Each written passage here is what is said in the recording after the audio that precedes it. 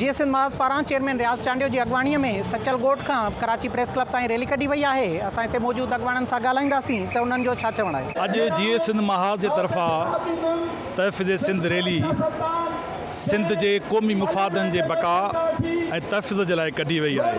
हीअ एहतजाज कयो आहे त सिंध में इंसानी हक़नि जी बदतरीन जेका आहे पामाली जारी आहे।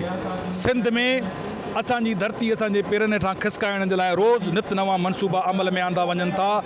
कॾहिं कराची खे धार करण जी रुथाबंदी थिए थी, कॾहिं हाउसिंग मेगा हाउसिंग रिहायशी मनसूबा आणे असांजे हेठां पेरनि जे हेठां धरती कसी वञे थी, त कॾहिं असांजे ॿेटनि ते कब्ज़ा कया वञनि था, कॾहिं असांजा पुरमन सियासी कारकुन खणी गुम कया वञनि था।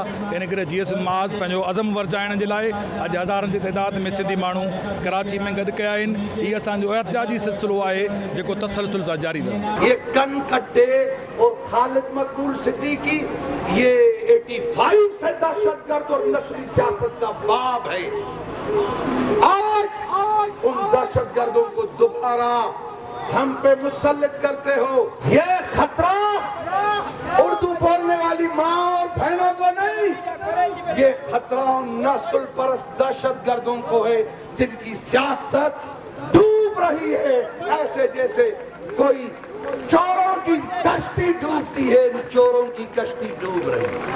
तरक्की के नाम पर सिंधियों पे कब्जा करो, सिंध के वसाइल पर कब्जा करो, सिंध के साहिल पर कब्जा करो, सिंध के जजीरों पर कब्जा करो। मैं पूछ रहा हूं ये तरक्की किसके लिए? ये तरक्की किसके लिए कि कराची में मुसलसल तामीराती शोबा बढ़ रहा है, तामीराती शोबे बढ़ रहे हैं। जदीद कॉलोनी कराची के समंदर से लेकर जानशोरों से मकली तक बन रही है। अगर ये सिंध के वासियों के लिए होती तो हम झूपड़ियों में नहीं रहते। ये गैर मुल्की आबादकारी है, ये इस्लाम के खिलाफ है, जमहूरियत के खिलाफ है, कौमों के खिलाफ है, कानून के खिलाफ है। कब्जागिरी बंद करो। सिंध के अंदर इंसानी हुकूक की खिलाफ वर्जियां ये हैं कि मासूम बच्चे दिन दिहाड़े अगवा करते हैं। हम कहते हैं कि किसी पे जुर्म है तो अदालत लाओ, तुम्हारा कानून है, प्रोसिक्यूशन चलाओ। हम मुतालबा करते हैं कि सिंध के मासूम बच्चों को रिहा किया जाए। किसी का जुर्म है तो अदालत में पेश किया जाए। इमरान खान पख्तूनख्वा में तो करोड़ों नहीं अरबों की तादाद में दरख्त लगा रहे हैं, मगर सिंध के साहिल पर दरख्त काट कर और उस पे कब्जा कर रहे हो, इस वजह से कि सिंधियों का माल है। ये इंसाफ के नाम पे कब्जा है। और हाँ, मुराद अली शाह और बिलावल जरदारी जैसे बुज़दिल इब्नुल वक्त और रुश्वतखोर होंगे तो सिंधियों याद रखो हमारे एंचेंट पे कब्जा होगा। ये सिंध असांजी आहे, ये असांजी माउ आहे, हिन जो हिकु इंच असांजे लाइ मुक़दस आहे।